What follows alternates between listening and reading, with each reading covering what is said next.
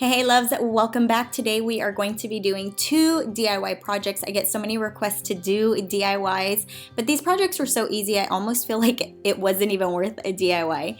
Today's video is also in collaboration with Mona Lisa from Green Crystal Rose, who is an amazing DIYer. All of her videos that she shares are just so simple to recreate and so glam and gorgeous. We did a collaboration last year and she was just so great to work with. I absolutely love her. I love her style, and I know that you guys will enjoy her as well. So make sure to head on over to her channel, let her know that I sent you. So the first thing that we're going to go ahead and DIY is this sofa table. You can see here that it is like a black color, and I knew that just with the style that I was going for, I really wanted that white clean look. So I went ahead and grabbed the Valspar furniture paint in the color of Pure White by Sherwin-Williams, because that is the color that my cabinets and all of my trim, everything are. So I went ahead and started by painting this sofa table, and let me actually explain why I chose the furniture paint. I've used chalk paint before, I've used acrylic paint, and really my goal was to not have to sand anything down and not have to prime. And so what I found with the Valspar furniture paint is that because this product is so because I should say the sofa table is so dark, it actually took a ton of layers. So I think I went over this about I actually went over it 4 times as far as the layers. I used a Rooster brush that I picked up from Home Depot.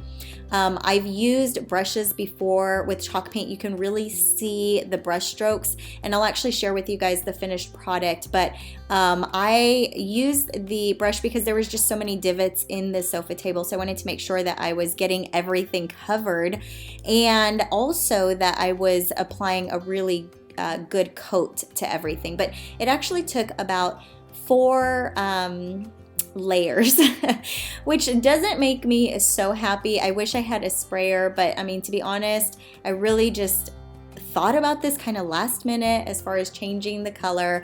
And overall, you can just see here I am just layering everything up. Now, one of the things that I decided after putting on several coats was that I wanted to finish it off with a roller brush. So I went ahead and got the same paint and decided that a roller brush was going to give me that finished look that I wanted. One of the things that I like about this product is that it does go on kind of like a water-based product, so you don't actually see the brush strokes, but I knew that with the roller paint it was going to give me more of an even coverage and kind of eliminate any of those brush strokes. So even though it dries like a water-based product, it actually with the finishing it with the brush actually gave me the look that I was going for. So not gonna lie, I really did like this product. I feel like it was much easier than chalk paint. Chalk paint would have probably covered it better, and I probably would have needed less layers, I guess, but the waxing at the very, the final waxing that you have to do with chalk paint actually, in my opinion, is very tiring.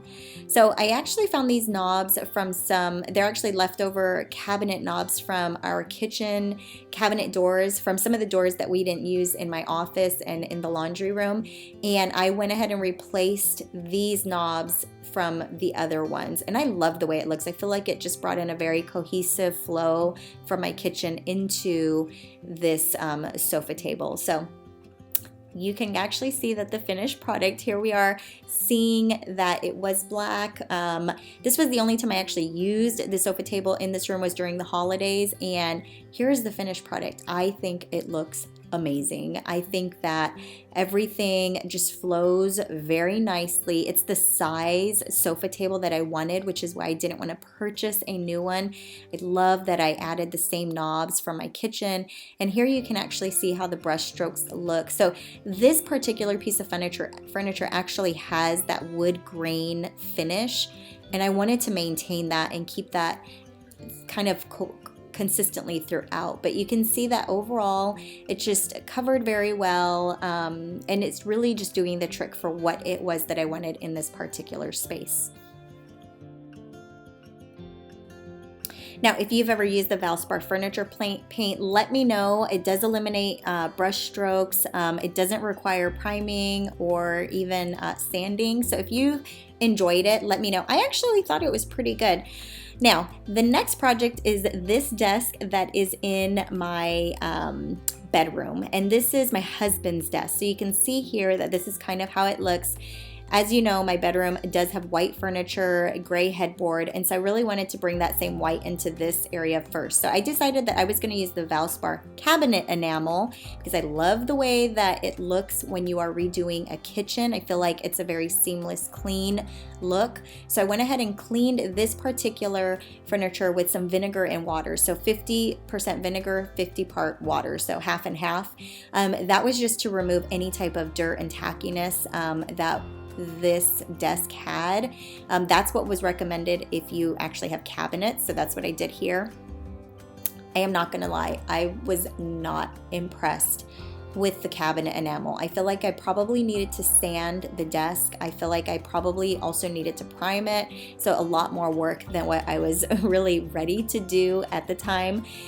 This actually took about 6 layers because the desk actually had a sheen to it. It wasn't a dull finish the way that the sofa table was. It was just layer after layer after layer. So this is exactly why you lay down tarp or paper or something under your furniture, because the paint can slipped out of my hand when I was trying to fill up this tray, and now it is all over the place. So I am just so thankful that I had this down. And I'm just gonna use the paint right here because I'm having a hard time getting it and scooping it into there. So I'm just gonna use that. I don't know. I mean, it is what it is, right? So, table's coming out pretty good though. So this desk definitely gave me a lot of frustration, but here is the finished product. I didn't change the knobs on this. I probably will eventually, but for now I'm just gonna keep it the way that it is. I do like it. It doesn't bother me, but here you can just see all of the brush strokes. It does have a sheen to it, so a semi-gloss versus a satin sheen.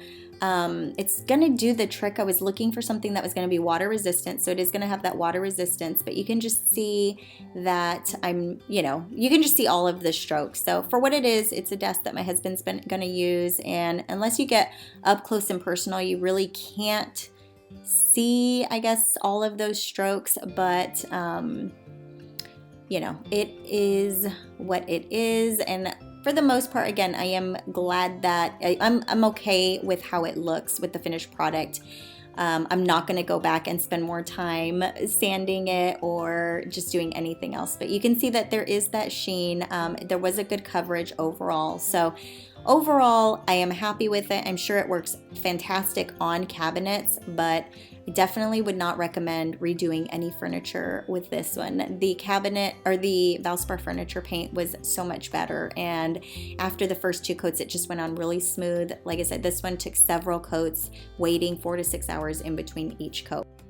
So I hope that you guys enjoyed these 2 very easy DIY projects. It just required a lot of painting. Not gonna lie, I did hesitate on sharing the desk because I do feel like this project just wasn't to my satisfaction, but you know what?